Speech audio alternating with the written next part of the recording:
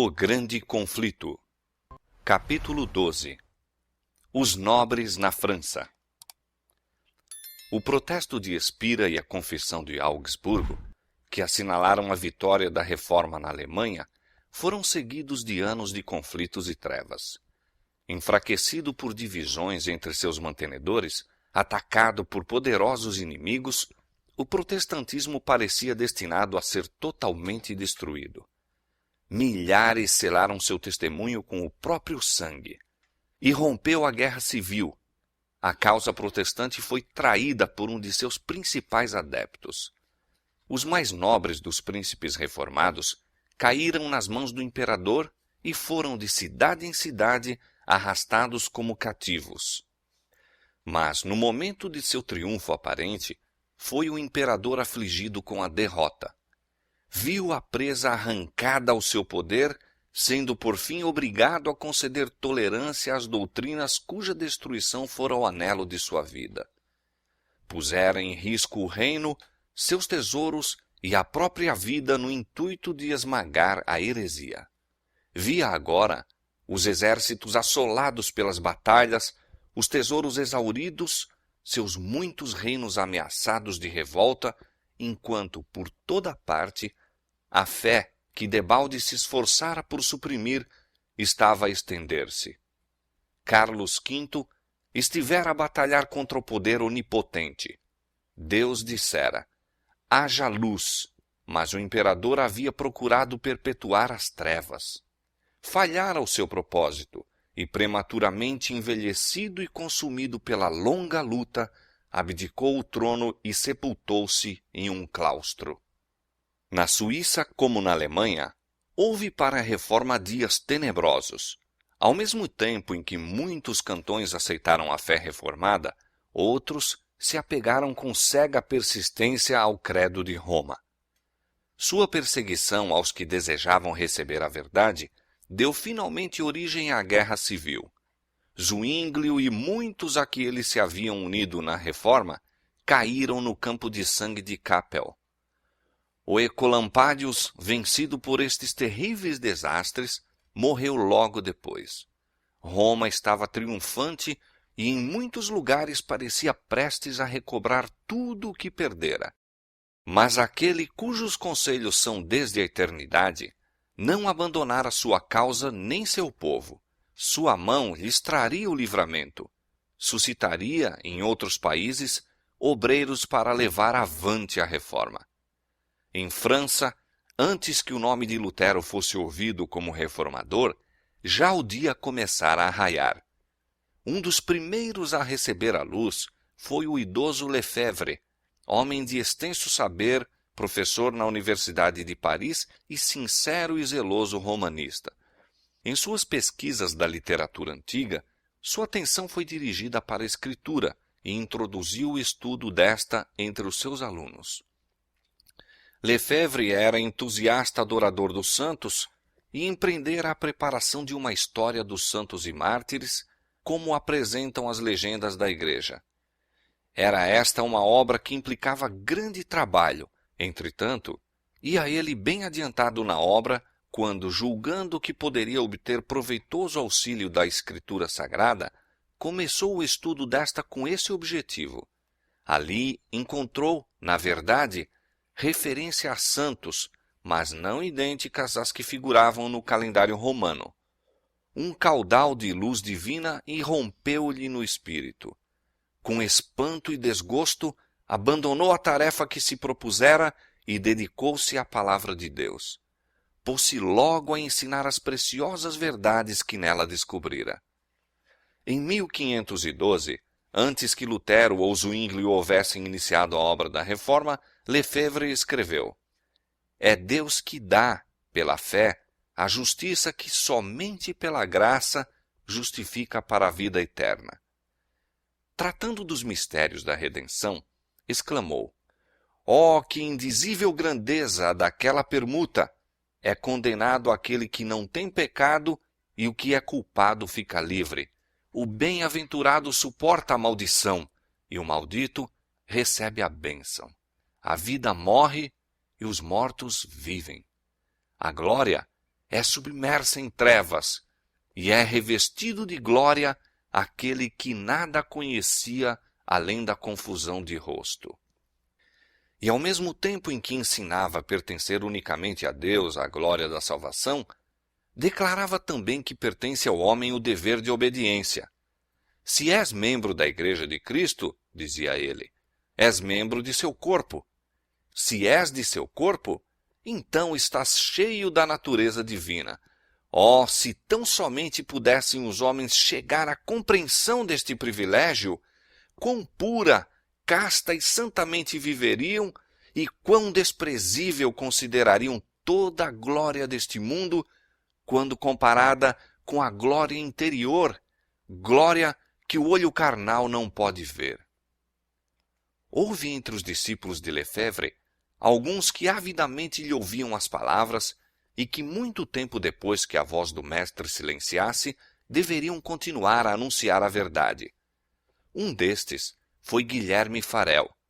Filho de pais piedosos e ensinado a aceitar com fé implícita os ensinos da Igreja, poderia, como o apóstolo São Paulo, ter declarado com respeito a si mesmo: conforme a mais severa seita da nossa religião, vivi fariseu. Atos 26:5. Como devoto romanista, ardia em zelo para destruir a todos os que ousassem opor-se à Igreja. Eu rangia os dentes qual lobo furioso, declarou ele mais tarde, referindo-se a esse período de sua vida, quando ouvia alguém falar contra o Papa. Fora incansável na adoração dos santos, percorrendo em companhia de Lefebvre as igrejas de Paris, adorando nos altares e com dádivas adornando os santos relicários. Mas estas observâncias não podiam trazer paz à alma. Fortalecia-se nele a convicção do pecado, a qual todos os atos de penitência que praticava não conseguiam banir. Como se fora a voz do céu, escutou as palavras do reformador: a salvação é de graça. O inocente é condenado e o criminoso absolvido. É unicamente a cruz de Cristo que abre as portas do céu e fecha as do inferno. Farel aceitou alegremente a verdade. Por uma conversão semelhante à de São Paulo, tornou do cativeiro da tradição a liberdade dos filhos de Deus. Em vez de ter o coração assassino de um lobo devorador, voltou tranquilamente, qual cordeiro manso e inofensivo, tendo o coração de todo desviado do Papa e entregue a Jesus Cristo. Enquanto Lefebvre continuava a propagar a luz entre seus discípulos, Farel, tão zeloso na causa de Cristo como fora na do Papa, saiu para anunciar a verdade em público. Um dignitário da igreja, o bispo de Meaux, logo depois a ele se uniu. Outros ensinadores notáveis por sua habilidade e saber, uniram-se à proclamação do Evangelho, conquistando adeptos entre todas as classes, desde os lares dos artífices e camponeses até o palácio real. A irmã de Francisco I, o monarca reinante de então, aceitou a fé reformada. O próprio rei e a rainha-mãe pareceram por algum tempo considerá-la com benevolência, e com grandes esperanças os reformadores aguardaram o futuro em que a França seria ganha para o Evangelho.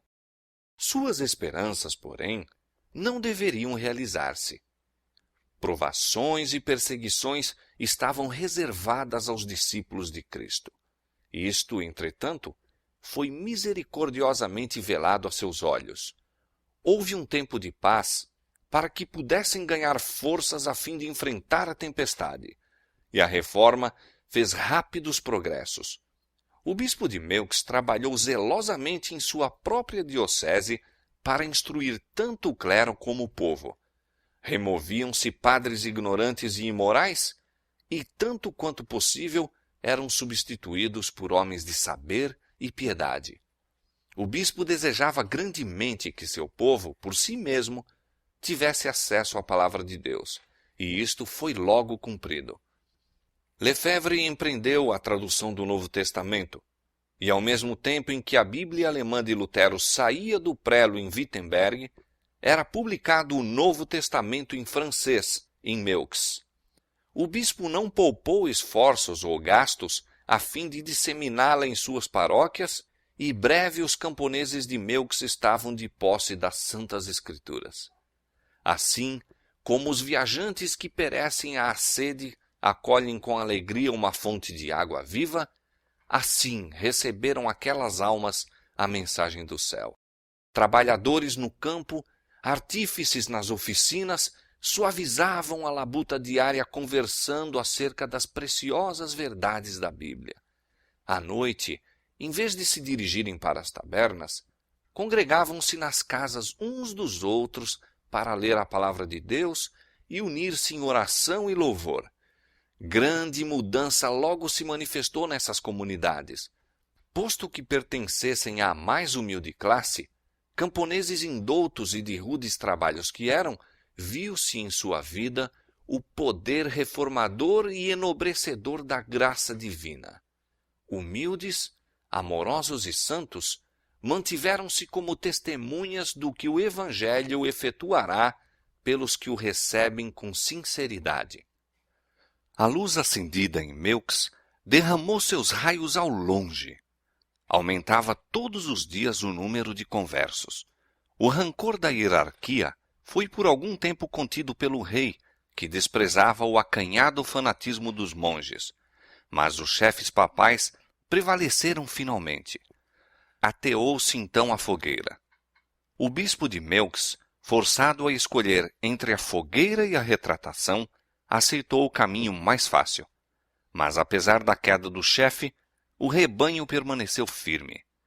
Muitos testificaram da verdade entre as chamas.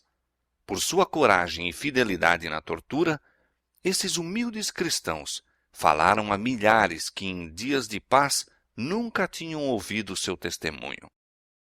Não foram somente os humildes e os pobres que entre sofrimento e escárnio ousaram dar testemunho de Cristo.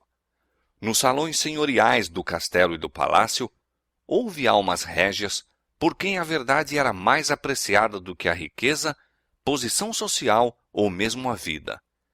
As armaduras reais ocultavam um espírito mais sobranceiro e resoluto do que o faziam as vestes e a mitra do bispo. Luís de Berquim era de nascimento nobre, cavalheiro bravo e cortês, dedicado ao estudo, polido nas maneiras e de moral irrepreensível. Ele era, diz certo escritor, fiel seguidor das ordenanças papais e grande ouvinte de missas e sermões, e a coroar todas as demais virtudes, tinha pelo luteranismo aversão especial. Mas, semelhante a tantos outros, guiado providencialmente à Escritura, maravilhou-se de encontrar ali não as doutrinas de Roma, mas as de Lutero. Desde então, se entregou com devotamento completo à causa do Evangelho. Como o mais douto dos nobres da França, seu gênio e eloquência, sua coragem indomável e heróico zelo, assim como sua influência na corte, pois era favorito do rei, faziam com que fosse considerado por muitos como destinado a ser o reformador de seu país. Disse Beza: Berquim teria sido um segundo Lutero, caso houvesse encontrado em Francisco I um segundo eleitor. É pior do que Lutero, exclamavam os romanistas. Mais temido era ele, na verdade, pelos romanistas da França. Arrojaram-no à prisão como herege, mas foi posto em liberdade pelo rei. Durante anos manteve a luta. Francisco, claudicando entre Roma e a Reforma, alternadamente tolerava e restringia o zelo feroz dos monges. Berquim foi 3 vezes preso pelas autoridades papais, apenas para ser liberto pelo monarca, que, admirando-lhe o gênio e nobreza de caráter, recusou sacrificá-lo à maldade do clero. Foi Berquim repetidas vezes avisado do perigo que o ameaçava na França, e com ele instou-se para que seguisse os passos dos que haviam encontrado segurança no exílio voluntário. O tímido Erasmo, subserviente às circunstâncias de seu tempo e a quem, com todo o esplendor de sua erudição, faltava aquela grandeza moral que mantém a vida e a honra a serviço da verdade, escreveu a Berquim: pede para seres enviado como embaixadora a algum país estrangeiro. Vai viajar na Alemanha. Conheces Beda e outros como ele. É um monstro de 1000 cabeças, lançando veneno por todos os lados. Teus inimigos se contam por legiões. Fosse a tua causa melhor do que a de Jesus Cristo, e não te deixariam ir antes de te haverem miseravelmente destruído.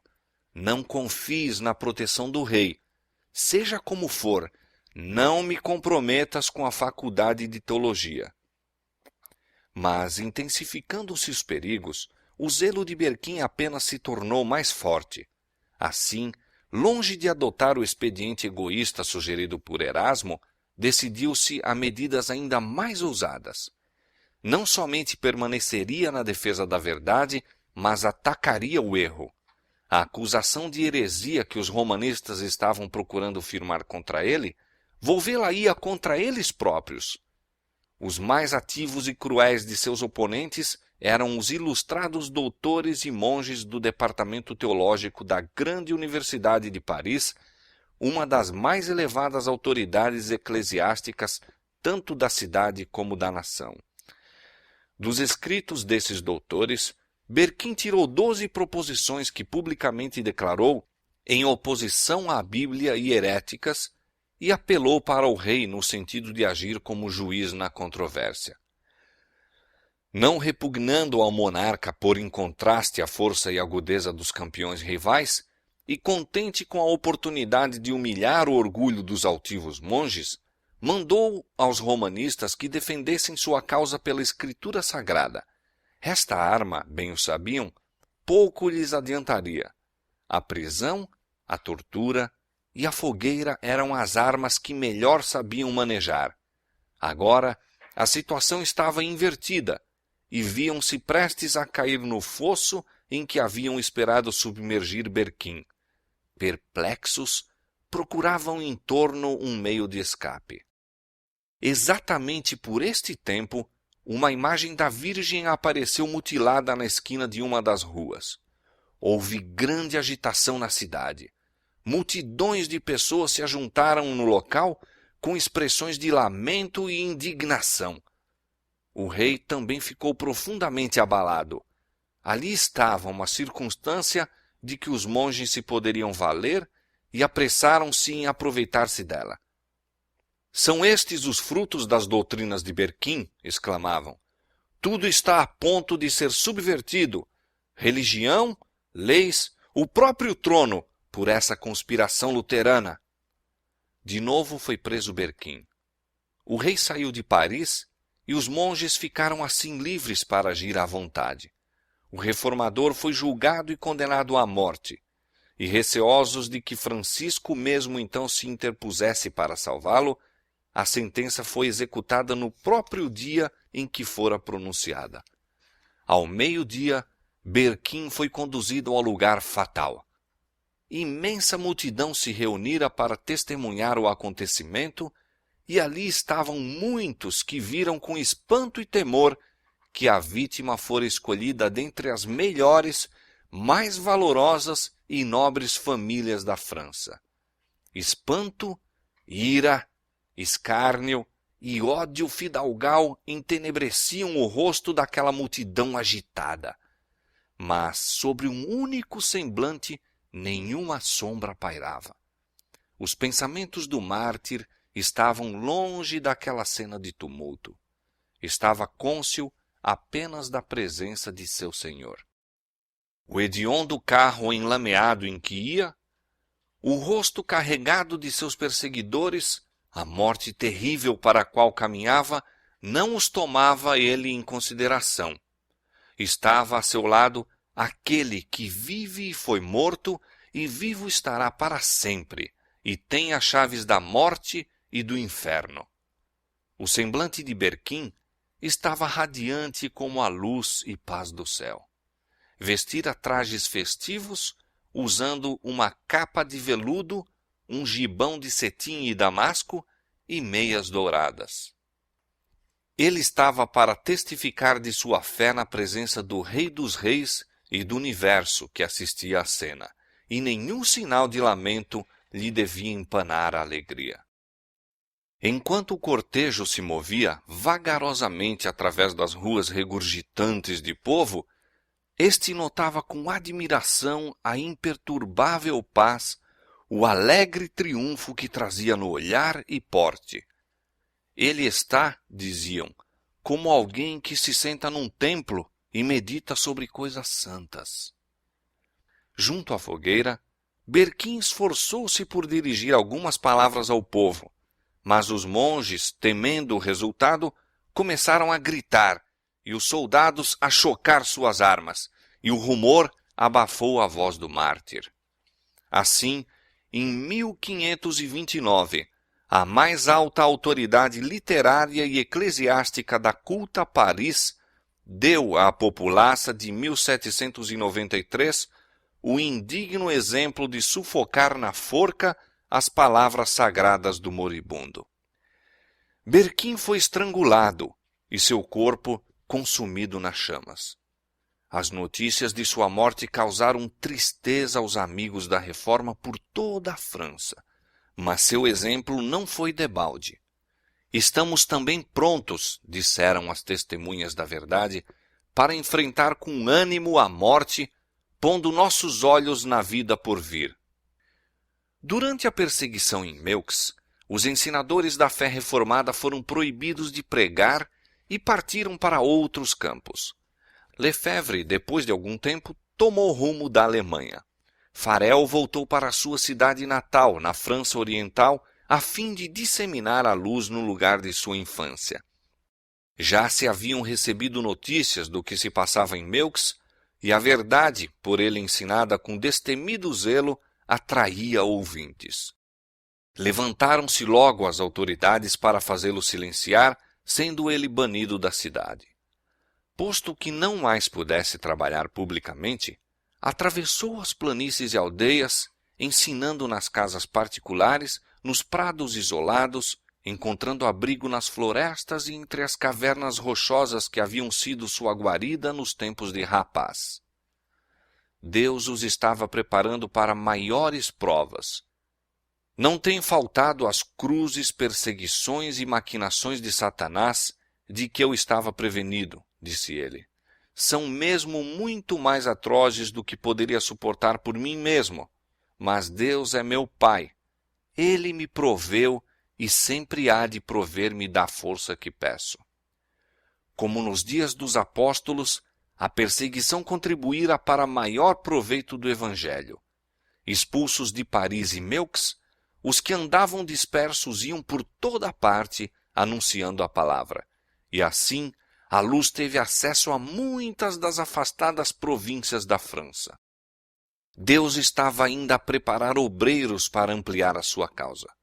Em uma das escolas de Paris, havia um jovem refletido, quieto, e que dava mostras de espírito robusto e penetrante, e não menos notável pela correção de vida do que pelo ardor intelectual e devoção religiosa. Seu gênio e aplicação logo o fizeram o orgulho do colégio, e tinha-se como certo que João Calvino seria um dos mais hábeis e honrados defensores da Igreja. Mas um raio de luz divina penetrou até o próprio interior das paredes do escolasticismo e superstição em que se achava Calvino encerrado. Estremeceu ao ouvir das novas doutrinas, nada duvidando do que os hereges merecessem, o fogo a que eram entregues. Contudo, sem disso se dar conta, foi posto face a face com a heresia e obrigado a submeter à prova o poder da teologia romana no combate ao ensino protestante. Estava em Paris um primo de Calvino, que se havia unido aos reformadores. Os dois parentes muitas vezes se encontravam e juntos discutiam as questões que estavam perturbando a cristandade. Não há senão duas espécies de religiões no mundo, dizia o protestante Olivetan. Uma é a espécie de religiões que os homens inventaram, e em todas as quais o homem se salva por cerimônias e boas obras. A outra é a religião que está revelada na Escritura Sagrada e ensina o homem a esperar pela salvação unicamente da livre graça de Deus. Não quero nenhuma das tuas novas doutrinas, exclamou Calvino. Achas que tenho vivido em erro todos os meus dias?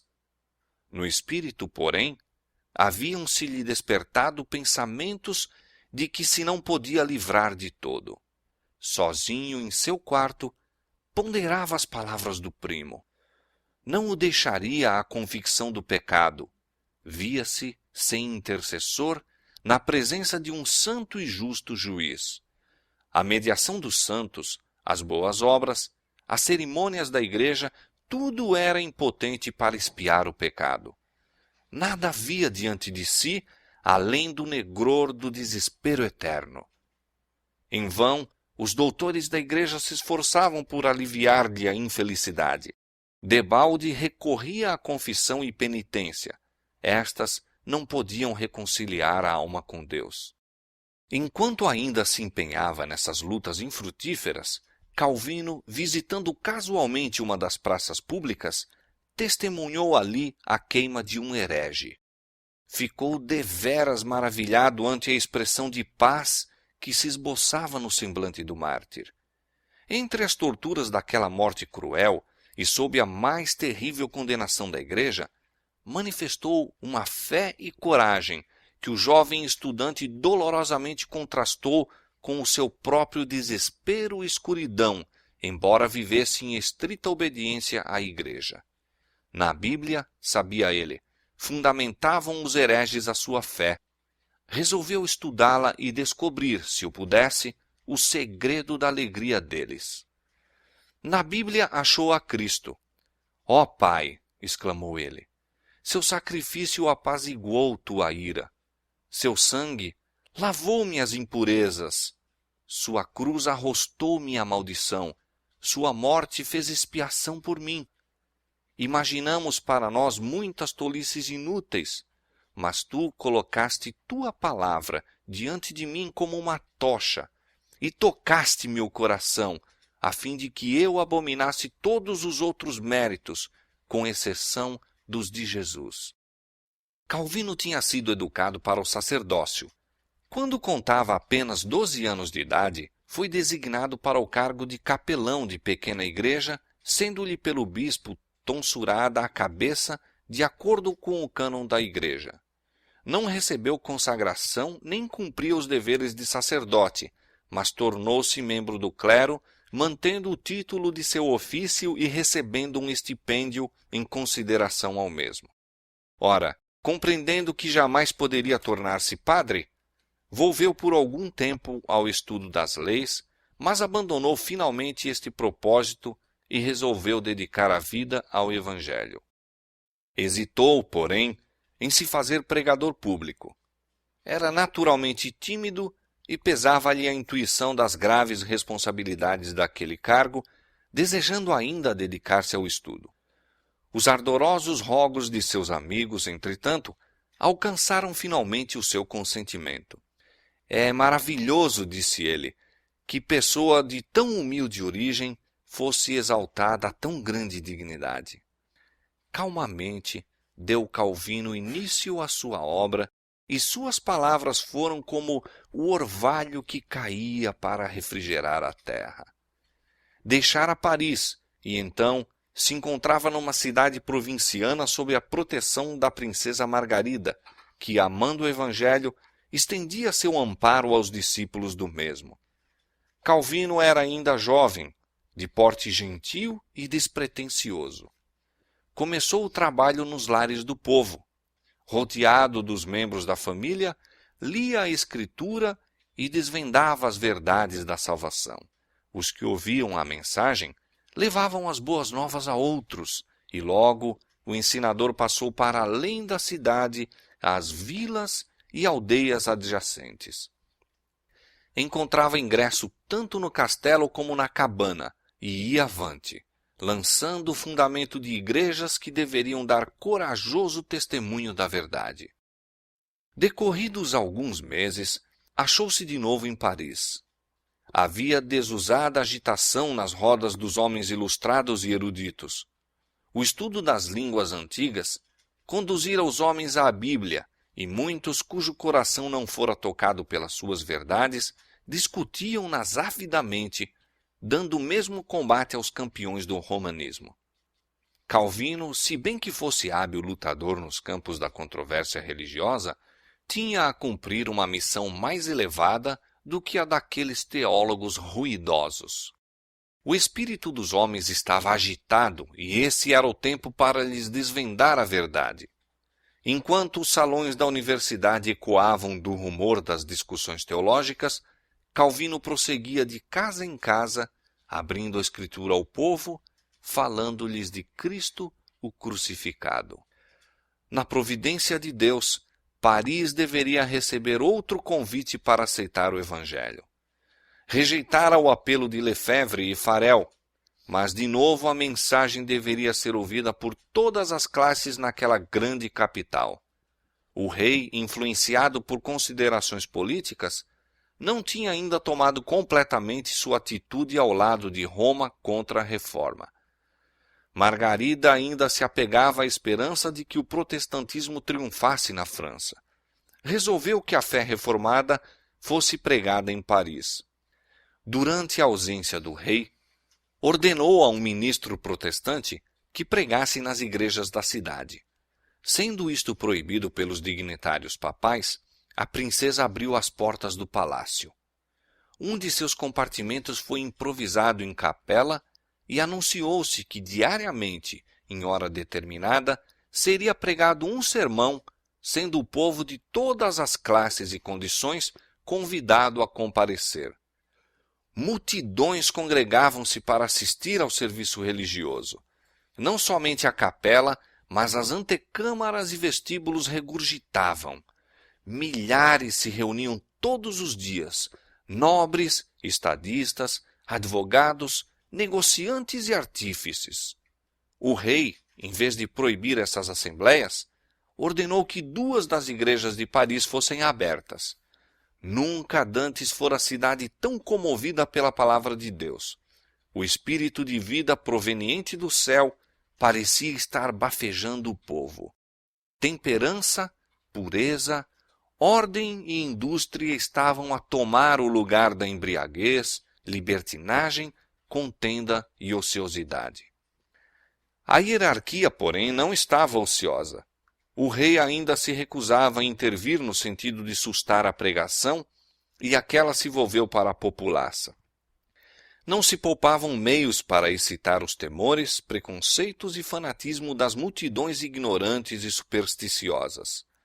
Entregando-se cegamente a seus falsos ensinadores, Paris, como Jerusalém na antiguidade, não conheceu a paz. Durante 2 anos, a palavra de Deus foi pregada na capital. Mas, ao mesmo tempo em que havia muitos que aceitavam o Evangelho, a maioria das pessoas o rejeitavam. Francisco dera mostra de tolerância meramente para servir a seus próprios propósitos e os romanistas conseguiram readquirir a ascendência.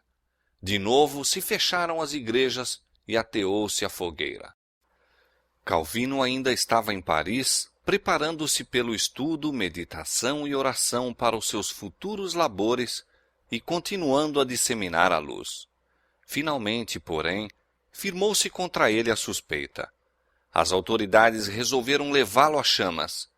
Considerando-se seguro em sua reclusão, não tinha ideia do perigo quando amigos vieram precipitadamente a seu quarto com as notícias de que oficiais estavam a caminho para prendê-lo. Naquele instante ouviu-se uma forte pancada na porta exterior. Não havia um momento a perder. Alguns amigos detiveram os oficiais à porta enquanto outros ajudavam o reformador a descer por uma janela. E rapidamente saiu para os extremos da cidade. Encontrando abrigo na cabana de um trabalhador amigo da reforma, disfarçou-se nos trajes de seu hospedeiro e, levando ao ombro uma enxada, partiu em sua jornada. Viajando para o sul, encontrou novamente refúgio nos domínios de Margarida. Ali, por alguns meses, permaneceu em segurança sob a proteção de poderosos amigos e como dantes empenhado no estudo. Mas seu coração estava determinado a fazer a evangelização da França, e ele não poderia ficar por muito tempo inativo. Logo que a tempestade amainou um pouco, procurou um novo campo de trabalho em Poitiers, onde havia uma universidade e onde as novas opiniões alcançavam aceitação. Pessoas de todas as classes ouviam alegremente o Evangelho. Não havia pregação pública, mas na casa do magistrado principal, em seus próprios cômodos e algumas vezes num jardim público, Calvino desvendava as palavras de vida eterna aos que as desejavam ouvir. Depois de algum tempo, aumentando o número dos ouvintes, foi considerado mais seguro reunirem-se fora da cidade. Uma caverna ao lado de uma garganta profunda e estreita, onde árvores e pedras salientes tornavam a reclusão ainda mais completa, fora escolhida como local para as reuniões.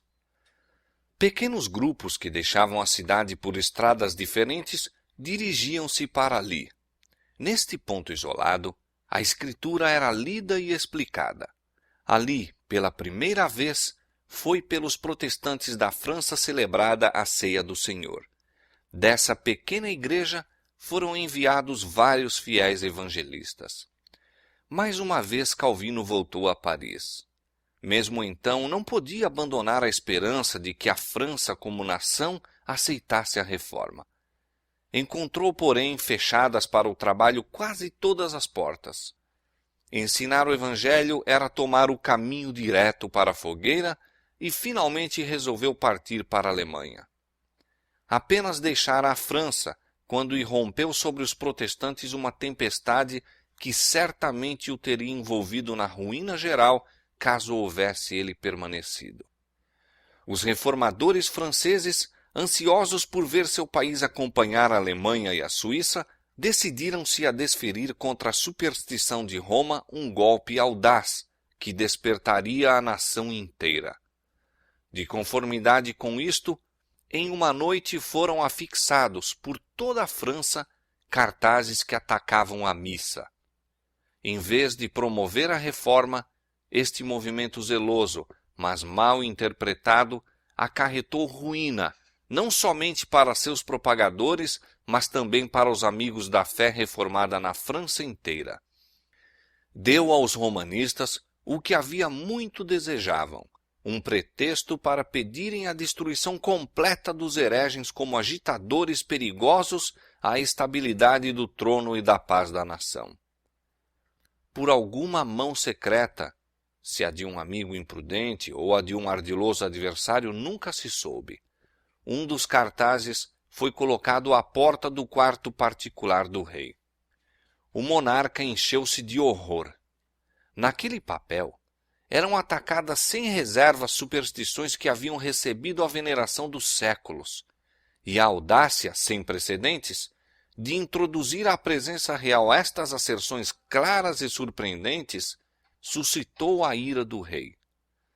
Em espanto, ficou ele por um pouco de tempo a tremer e com a voz embargada. Então sua raiva encontrou expressão nestas terríveis palavras: sejam sem distinção agarrados todos os que são suspeitos de luteranismo. Exterminá-los-ei a todos. Estava lançada a sorte. O rei se decidira a pôr-se completamente do lado de Roma. De pronto, foram tomadas medidas para a prisão de todos os luteranos em Paris. Um pobre artífice, adepto da fé reformada, que se havia acostumado a convocar os crentes para suas assembleias secretas, foi agarrado e, sob ameaça de morte instantânea na fogueira, ordenou-se-lhe conduzir o emissário papal à casa de todos os protestantes na cidade. Ele estremeceu de horror ante a vil proposta, mas, finalmente, o medo das chamas prevaleceu e concordou em se fazer traidor dos irmãos. Precedido da hóstia e rodeado de um séquito de padres, incensadores, monges e soldados, Morim, agente policial do rei, com o traidor, vagarosa e silenciosamente passaram pelas ruas da cidade. Aquela demonstração era ostensivamente em honra ao Santo Sacramento, um ato de expiação pelo insulto feito pelos protestantes à missa. Mas, por sob aquele espetáculo, escondia-se um propósito mortal.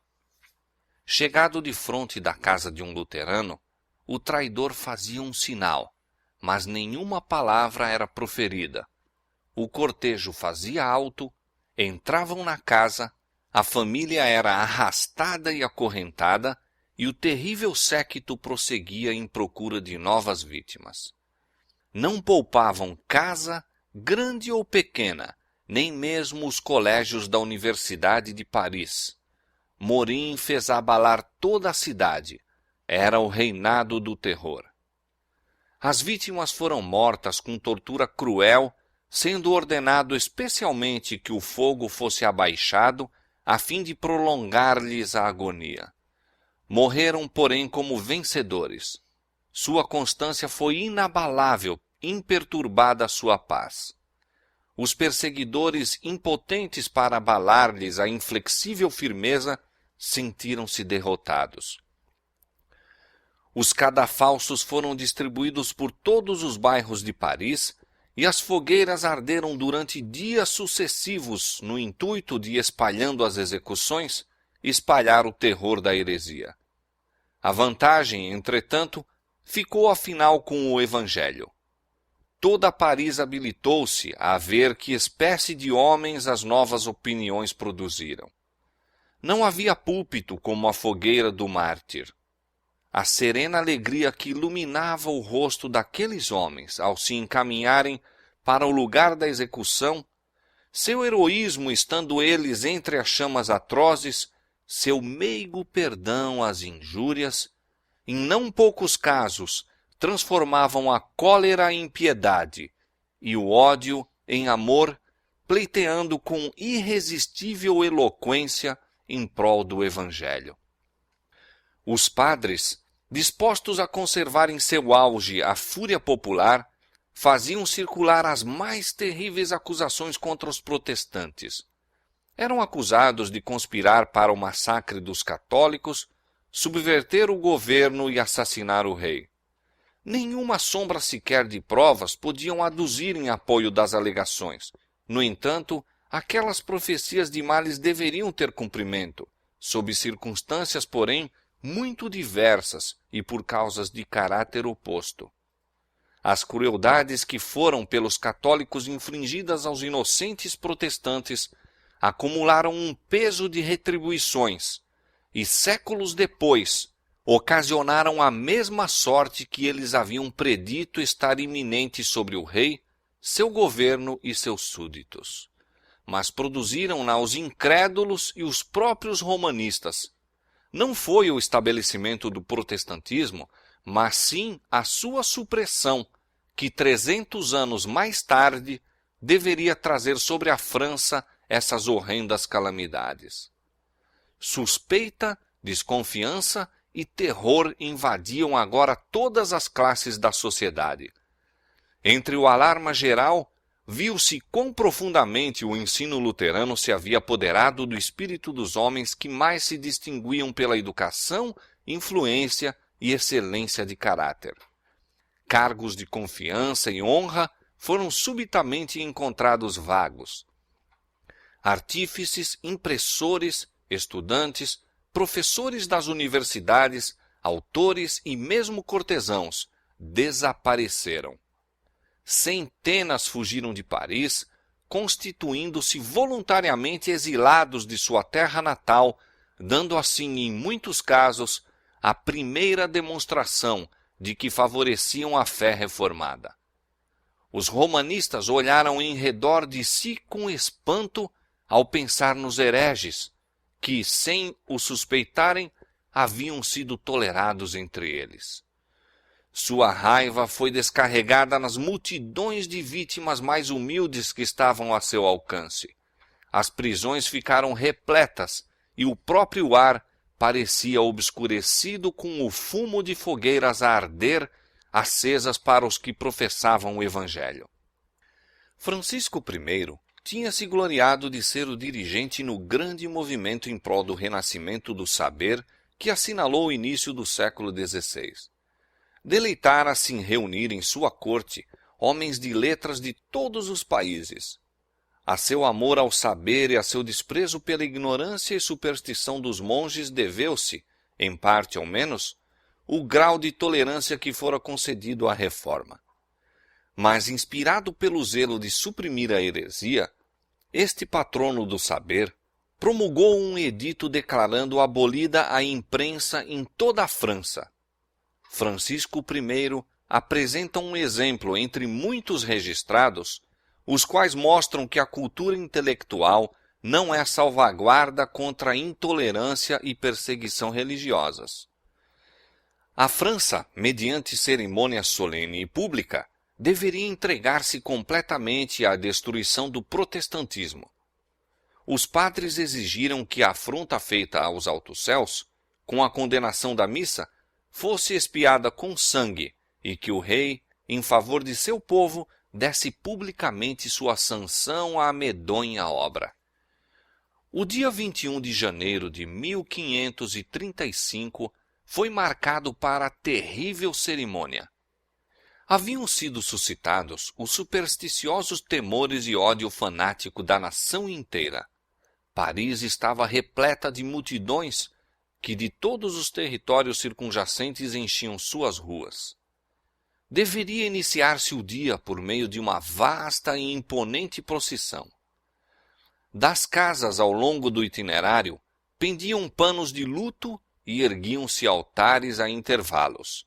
Diante de cada porta havia uma tocha acesa em honra ao Santo Sacramento. Antes de raiar o dia, formou-se a procissão no Palácio do Rei. Primeiramente vinham as bandeiras e cruzes das várias paróquias. A seguir, apareciam os cidadãos, caminhando 2 a 2 e levando tochas. Vinham então as 4 ordens de frades, cada qual em seus trajes peculiares. Seguia a vasta coleção de famosas relíquias. Após, cavalgavam senhorilmente eclesiásticos em suas vestes de púrpura e escarlate e com adornos de joias, uma exibição magnífica e resplandecente. A hóstia era levada pelo bispo de Paris sob magnificente pálio, carregado por 4 príncipes de sangue. Em seguida à hóstia caminhava o rei. Francisco I, naquele dia, não levava coroa nem vestes de estado. Com a cabeça descoberta, olhos fixos no chão, na mão um círio aceso, o rei da França aparecia em caráter de penitente. Em cada altar, ele se curvava em humilhação, não pelos vícios que lhe aviltavam a alma, nem pelo sangue inocente que lhe manchava as mãos, mas pelo pecado mortal de seus súditos que tinham ousado condenar a missa. Seguindo-se a ele, vinham a rainha e os dignitários do Estado, caminhando também 2 a 2, cada um com uma tocha acesa. Como parte das cerimônias do dia, o próprio monarca discursou aos altos oficiais do reino no grande salão do palácio do bispo. Com semblante triste apareceu perante eles e com palavras de eloquência comovedora deplorou o crime, a blasfêmia, o tempo de tristeza e desgraça que sobrevieram à nação. E apelou para todo súdito leal a que auxiliasse na extirpação da pestilente heresia que ameaçava de ruína a França.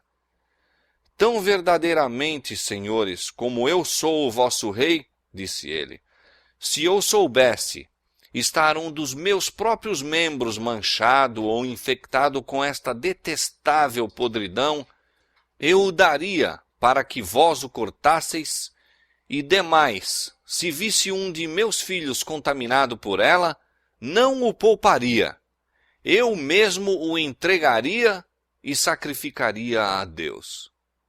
As lágrimas abafaram-lhe as palavras, e toda a assembleia chorou, exclamando em uníssono: Viveremos e morreremos pela religião católica. Terríveis se tornaram as trevas da nação que rejeitara a luz da verdade. A graça que traz a salvação havia aparecido, mas a França, depois de lhe contemplar o poder e santidade, depois de milhares terem sido atraídos por sua divina beleza, depois de cidades e aldeias terem sido iluminadas por seu fulgor, desviou-se, preferindo as trevas à luz. Haviam repudiado o dom celestial quando este lhes foi oferecido. Tinham chamado ao mal bem e ao bem mal, até serem vítimas voluntárias do próprio engano. Agora, ainda que efetivamente crescem que perseguindo ao povo de Deus estavam fazendo a obra divina, sua sinceridade não os inocentava. A luz que os teria salvo do engano, da mancha de sua alma pelo crime de sangue, haviam-na voluntariamente rejeitado. Um juramento solene para extirpar a heresia foi feito na grande catedral onde, quase 3 séculos mais tarde, a deusa da razão deveria ser entronizada por uma nação que se tinha esquecido do Deus vivo. Novamente se formou a procissão e os representantes da França apresentaram-se a iniciar a obra que haviam jurado fazer. A pequenas distâncias haviam-se erguido cadafalsos, nos quais certos cristãos protestantes deveriam ser queimados vivos, e arranjaram para que as fogueiras fossem acesas no momento em que o rei se aproximasse e a procissão fizesse alto para testemunhar a execução. As minúcias das torturas suportadas por aquelas testemunhas de Cristo são demasiado dilacerantes para serem descritas. Não houve, porém, vacilação por parte das vítimas. Exigindo-se-lhe retratar-se, um respondeu: creio unicamente no que os profetas e apóstolos anteriores pregaram, e no que creu toda a multidão dos santos. Minha fé tem uma confiança em Deus que resistirá a todos os poderes do inferno. Repetidas vezes a procissão fazia alto nos lugares de tortura.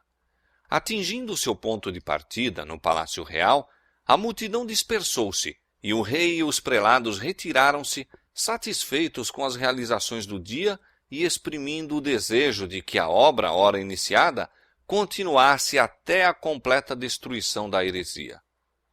O evangelho da paz que a França rejeitara havia de ser efetivamente desarraigado e terríveis seriam os resultados. No dia 21 de janeiro de 1793, a 258 anos do próprio dia em que a França se entregara inteiramente à perseguição dos reformadores, passou pelas ruas de Paris outra procissão, com um intuito muito diferente. De novo, era o rei a figura principal. Novamente havia tumultos e aclamações. Repetiu-se o clamor pedindo mais vítimas, reergueram-se negros cadafalsos e, de novo, encerraram-se as cenas do dia com horríveis execuções. Luís XVI, lutando de mãos com seus carcereiros e executores, era arrastado para o cepo e ali, seguro violentamente, até cair o machado e sua decepada cabeça rolar no tablado. E não foi o rei a única vítima.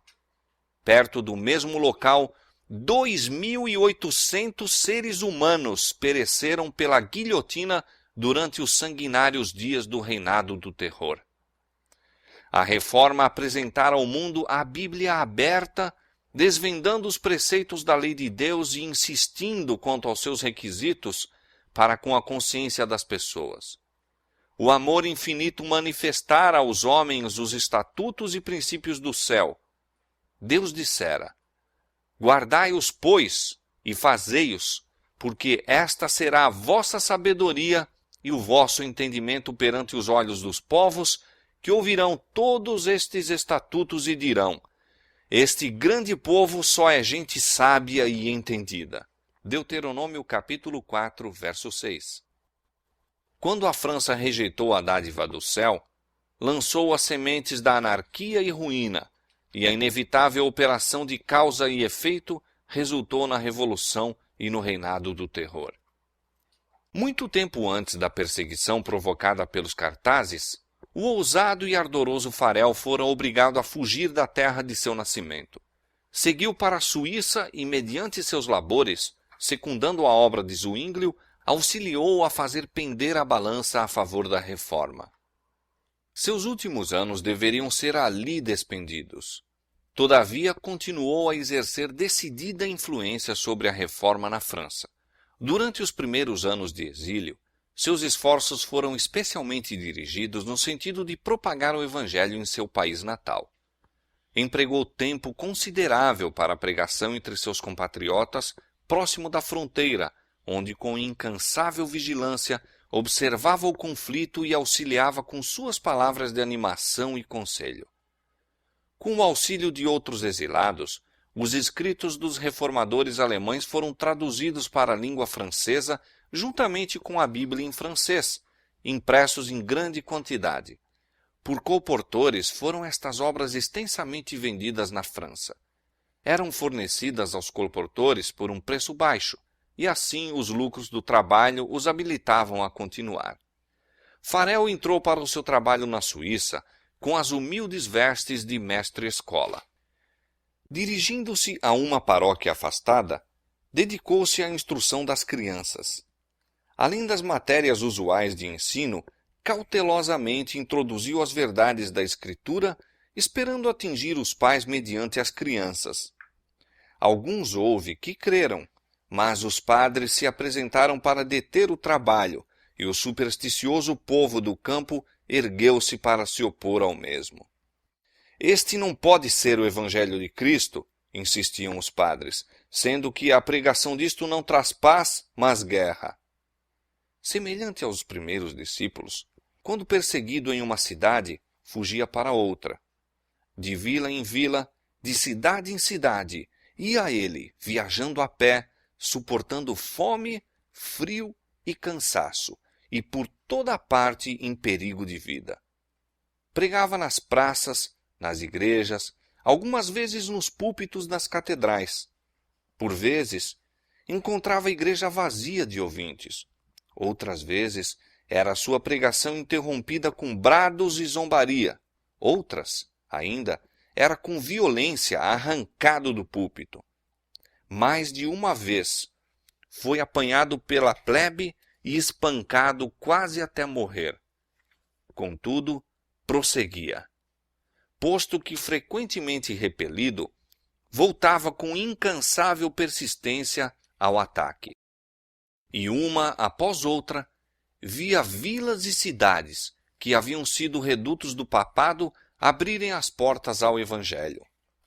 A pequena paróquia em que a princípio trabalhara, logo aceitou a fé reformada.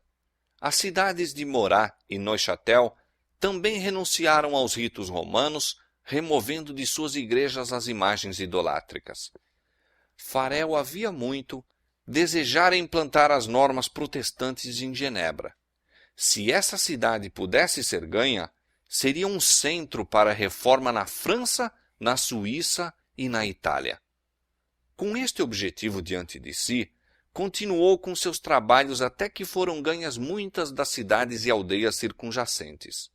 Então, com um único companheiro, entrou em Genebra, mas foi-lhe permitido pregar apenas 2 sermões. Os padres, tendo-se vãmente esforçado por conseguir sua condenação pelas autoridades civis, chamaram-no perante um concílio eclesiástico, ao qual chegaram com armas escondidas debaixo das vestes, decididos a tirar-lhe a vida. Fora do salão da Assembleia, reuniu-se uma populaça furiosa, com clavas e espadas, para garantir a sua morte caso conseguisse escapar do concílio. A presença dos magistrados e de uma força armada, entretanto, salvou-o. Cedo, na manhã seguinte, foi com seu companheiro conduzido através do lago para um lugar de segurança. Assim, terminou seu primeiro esforço para evangelizar Genebra. Para a próxima prova foi escolhido um instrumento mais humilde, um jovem tão modesto na aparência que foi tratado friamente mesmo pelos professos amigos da Reforma. Mas que poderia ele fazer onde Farel havia sido rejeitado? Como poderia alguém de pouca experiência e coragem resistir à tempestade diante da qual os mais fortes e bravos haviam sido obrigados a fugir? Não por força, nem por violência, mas pelo meu espírito, diz o Senhor. Zacarias capítulo 4, verso 6. Deus escolheu as coisas fracas deste mundo para confundir as fortes, porque a loucura de Deus é mais sábia do que os homens, e a fraqueza de Deus é mais forte do que os homens. Froment iniciou seu trabalho como mestre-escola. As verdades que na escola ensinava às crianças, estas repetiam em casa. Logo, os pais foram ouvir a explicação da Bíblia até que a sala de aulas se encheu de atentos ouvintes. Novos testamentos e folhetos foram livremente distribuídos e atingiram a muitos que não ousavam ir abertamente ouvir as novas doutrinas. Depois de algum tempo, este obreiro foi também obrigado a fugir. Mas as verdades que ensinara tinham tomado posse do espírito das pessoas. A reforma foi implantada e continuou a se fortalecer e estabelecer-se. Os pregadores voltaram e, mediante seus trabalhos, o culto protestante foi finalmente estabelecido em Genebra. A cidade já se havia declarado pela Reforma quando Calvino, depois de vagueações e vicissitudes várias, entrou por suas portas. Voltando de sua última visita à terra natal, estava a caminho de Basileia, quando, encontrando a estrada direta ocupada pelos exércitos de Carlos V, foi obrigado a tomar um desvio por Genebra. Nessa visita, Farel reconheceu a mão de Deus. Posto que Genebra houvesse aceitado a fé reformada, precisava ainda ser ali efetuada uma grande obra. Não é em grupos, mas como indivíduos que os homens se convertem a Deus. A obra de regeneração deve ser realizada no coração e consciência pelo poder do Espírito Santo e não pelos decretos dos concílios. Ao passo que o povo de Genebra repelia a autoridade de Roma, não se mostrava tão pronto para renunciar aos vícios que haviam florescido sob o seu domínio. Estabelecer ali os puros princípios do Evangelho e preparar esse povo para preencher dignamente a posição a que a providência parecia chamá-los não era fácil tarefa. Farel confiava em que houvesse encontrado em Calvino a pessoa que o pudesse assistir naquela obra. Em nome de Deus, conjurou solenemente o jovem evangelista a que ficasse e ali trabalhasse. Calvino recuou, alarmado. Tímido e amante da paz, arreceava-se do contato com o espírito ousado, independente e mesmo violento daquele filho de Genebra.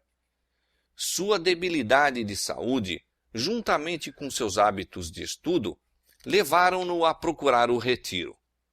Crendo que pela pena melhor poderia servir à causa da reforma, desejou encontrar um silencioso retiro para o estudo e ali, pela imprensa, instruir e edificar as igrejas. A exortação solene de Farel veio-lhe, porém, como um chamado do céu e não ousou recusar-se. Parecia-lhe, disse ele, que a mão de Deus estivesse estendida do céu, tomando-o e fixando-o irrevogavelmente no lugar que ele estava tão impaciente por deixar. Por aquele tempo, grandes perigos cercavam a causa protestante. Os anátemas do Papa trovejavam contra Genebra e poderosas nações ameaçavam-na de destruição. Como poderia esta pequena cidade resistir à potente hierarquia que tantas vezes obrigara reis e imperadores à submissão? Como poderia ela enfrentar os exércitos dos grandes vencedores do mundo? Em toda a cristandade, o protestantismo estava ameaçado por temíveis adversários. Passados os primeiros triunfos da Reforma, Roma convocou novas forças esperando ultimar sua destruição. Nesse tempo, fora criada a Ordem dos Jesuítas, o mais cruel sem escrúpulos e poderoso de todos os defensores do papado. Separados de laços terrestres e interesses humanos, insensíveis às exigências das afeições naturais, tendo inteiramente silenciadas a razão e a consciência, não conheciam regras nem restrições além das da própria ordem e nenhum dever a não ser o de estender o seu poderio. O Evangelho de Cristo havia habilitado seus adeptos a enfrentar o perigo e suportar sem desfalecer o sofrimento pelo frio, fome, labutas e pobreza, a fim de desfraldar a bandeira da verdade em face do instrumento de tortura, do calabouço e da fogueira. Para combater estas forças, o jesuitismo inspirou seus seguidores com um fanatismo que os habilitava a suportar semelhantes perigos e opor ao poder da verdade todas as armas do engano. Não havia para eles crime grande demais para cometer, nenhum engano demasiado vil para praticar, disfarce algum por demais difícil para assumir. Votados à pobreza e humildade perpétuas, era seu estudado objetivo conseguir riqueza e poder para se dedicarem à subversão do protestantismo e restabelecimento da supremacia papal. Quando apareciam como membros de sua ordem, ostentavam santidade, visitando prisões e hospitais, cuidando dos doentes e dos pobres, professando haver renunciado ao mundo e levando o nome sagrado de Jesus, que andou fazendo o bem. Mas, sob esse irrepreensível exterior, ocultavam-se frequentemente os mais criminosos e mortais propósitos. Era princípio fundamental da ordem que os fins justificam os meios. Por este código, a mentira, o roubo, o perjúrio, o assassínio não somente eram perdoáveis, mas recomendáveis quando serviam aos interesses da Igreja. Sob vários disfarces, os jesuítas abriam caminho aos cargos do governo, subindo até conselheiros dos reis e moldando a política das nações. Tornavam-se servos para agirem como espias de seus senhores. Estabeleciam colégios para os filhos dos príncipes e nobres e escolas para o povo comum, e os filhos de pais protestantes eram impelidos à observância dos ritos papais. Toda a pompa e ostentação exterior do culto romano eram levadas a efeito a fim de confundir a mente e deslumbrar e cativar a imaginação. E assim, a liberdade pela qual os pais tinham labutado e derramado seu sangue era traída pelos filhos. Os jesuítas rapidamente se espalharam pela Europa e aonde quer que iam eram seguidos de uma revivificação do papado. Para lhes dar maior poder, foi promulgada uma bula restabelecendo a Inquisição. Apesar da aversão geral com que era considerado, mesmo nos países católicos, este horrível tribunal foi novamente estabelecido pelos chefes papais e atrocidades demasiado terríveis para suportar a luz do dia foram repetidas em suas masmorras secretas. Em muitos países, milhares e milhares da própria flor da nação, dos mais puros e nobres, dos mais intelectuais e altamente educados, piedosos e devotados pastores, cidadãos operosos e patrióticos, brilhantes e sábios, artistas talentosos, hábeis artífices, foram mortos ou obrigados a fugir para outros países. Tais foram os meios que Roma invocara a fim de apagar a luz da reforma, para retirar dos homens a Bíblia e restabelecer a ignorância e a superstição da Idade Média. Mas, sob a bênção de Deus e os trabalhos daqueles nobres homens que ele suscitara a fim de suceder a Lutero, o protestantismo não foi esfacelado. Não lhe seria preciso dever a sua força ao favor ou às armas dos príncipes. Os menores países, as mais humildes e menos poderosas nações, tornaram-se o seu baluarte. Foi a pequena Genebra, em meio de poderosos adversários a tramarem sua destruição. Foi a Holanda em suas praias arenosas junto ao Mar do Norte, combatendo contra a tirania da Espanha, então o maior e mais opulento dos reinos. foi a gelada e estéril Suécia que ganharam vitórias em prol da reforma. Durante quase 30 anos, Calvino trabalhou em Genebra, primeiramente para estabelecer ali uma igreja que aderisse à moralidade da Bíblia e depois em prol do avançamento da reforma pela Europa toda. Sua conduta como dirigente público não era irrepreensível, tampouco eram suas doutrinas destituídas de erro, mas foi instrumento na promulgação de verdades que eram de importância especial em seu tempo, na manutenção de princípios do protestantismo contra a maré do papado que rapidamente refluía, e na promoção da simplicidade e pureza de vida nas igrejas reformadas, em lugar do orgulho e corrupção favorecidos pelo ensino romanista. De Genebra saíram publicações e ensinadores para disseminar as doutrinas reformadas. Daquele ponto, os perseguidos de todos os países esperavam instrução, conselho e animação. A cidade de Calvino tornou-se um refúgio para os acossados reformadores de toda a Europa Ocidental. Fugindo das terríveis tempestades que duraram séculos, chegavam os foragidos às portas de Genebra. Famintos, feridos, despojados de lar e parentes, eram afetuosamente recebidos e tratados com ternura. E encontrando ali um lar, por meio de sua habilidade, saber e piedade, abençoavam a cidade de sua adoção. Muitos que ali buscaram refúgio, voltaram a seu próprio país para resistir à tirania de Roma. João Knox, o bravo reformador escocês, não poucos dos puritanos ingleses, protestantes da Holanda e da Espanha, e os huguenotes da França, levaram de Genebra o archote da verdade para iluminar as trevas de seu país natal.